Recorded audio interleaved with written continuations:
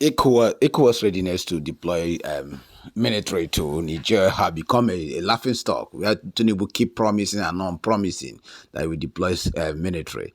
If the world is actually fed up and become to think that Nigeria is a puppy and Nigeria is a joke, he knows Nigerian military is only active in a place of Biafra where they can go and shoot unarmed Biafran people, or maybe they will be running around governors to be a security guide. Nigerian army have lost this test. Even likewise ECOWAS because of corruption that filled up the country.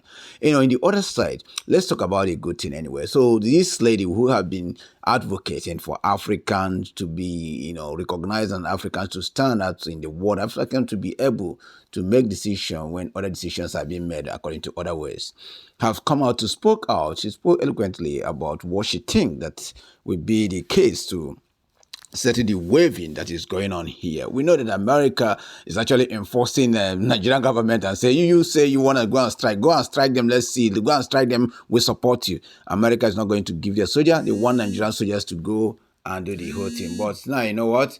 Nigerian soldiers they cannot fight because Nigerian soldiers actually, most of the armies that that operate the armored and those that operate very sensitive machineries are resigning because Nigeria have infiltrated themselves with Nigerians, which they use to fight Biafrans. They recruit a lot of Boko Haram from Niger in order to fight the Biafran people. So today those people are resigning and say, no, we are not going to fight our people because they are not really Nigerians, and we know that Nigeria is just a merry joke. No people that can openly and publicly say that they are Nigerian because we have here is outside Yoruba and Igbo totally different. When even this ECOWAS things that you are saying, you see Igbos are going their way that way and Yorubas are going. The only people that are standing in this thing is just northern people and whoever that they selected as the president there.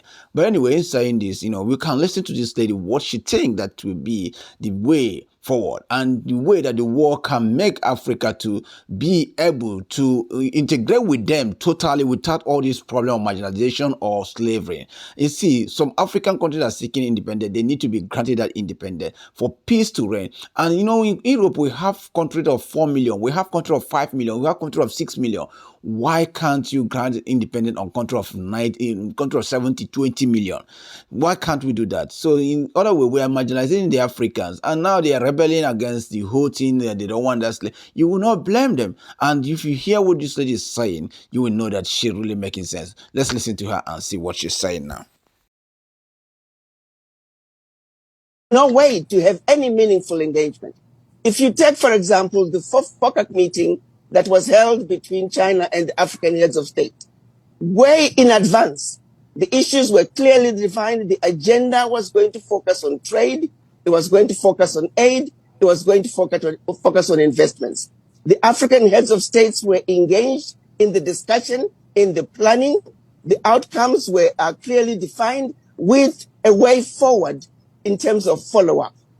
It was a fruitful meeting that addressed the issues that needed to be addressed between not only African countries individually with China, but also Africans collectively with China.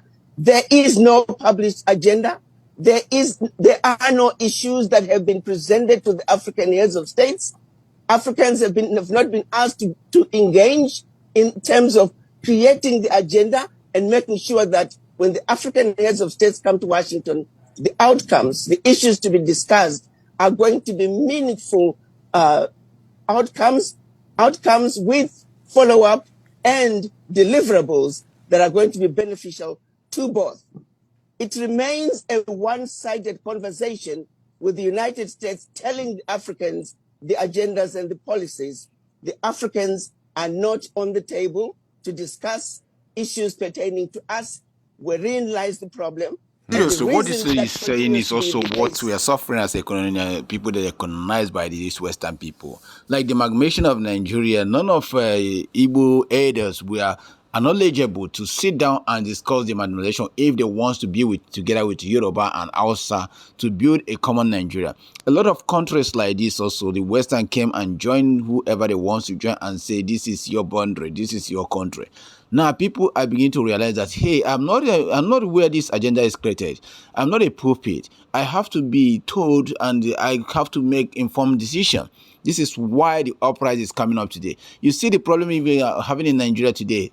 Igbos, we are marginalized. Igbos, we are rounded together and put together with the Hausa and the Yoruba. Why these people are not meant to be?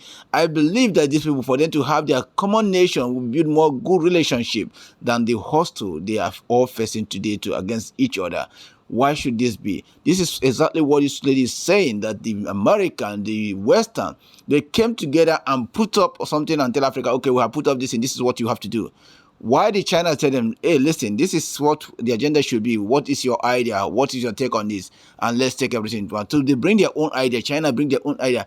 Every country work for the betterment of their country and their interests, not the betterment for just the Western interests alone. That is why the revolution is going on, and a lot of countries are coming up against America, France, UK, German, all the colonist countries are coming up. They say, no, we don't want to be begging. We want to be in part of the agenda and know what is going on and what is going out. We know the benefit we get and the benefit you will get too. So that it will be a common and matured relationship. This is what this lady is saying, and Africa need to rise up and do the right thing. Thank you. As you listen to her again.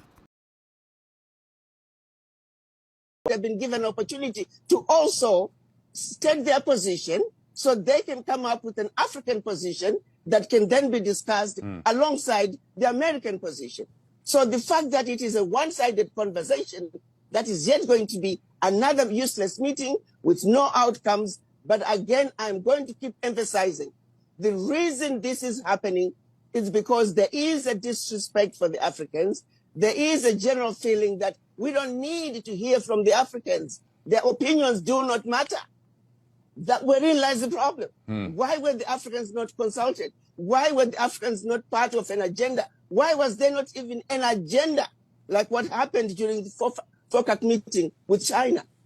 Those are some basic issues. No head of state. President Biden would not pick up and go to meet with any other leader in the world without an agenda.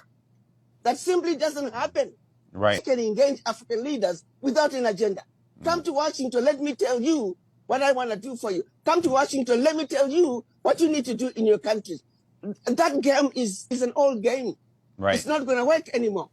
To be honest with you, if I'm to speak the truth, I hope a lot of heads of states don't come, because it is an insult.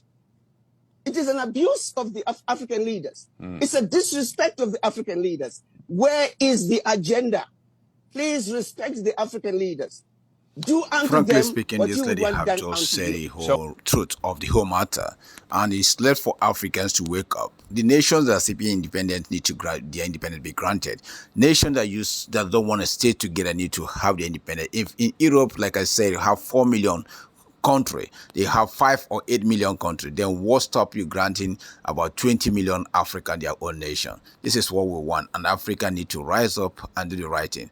And you that listen to me, young African, you know that if people decide not to stay together, the best thing is to separate and work for a common relationship. A lot of bloodshed in Africa. This needs to stop. We need an open-minded, and we need to allow people to work on their own interests and to integrate maturely.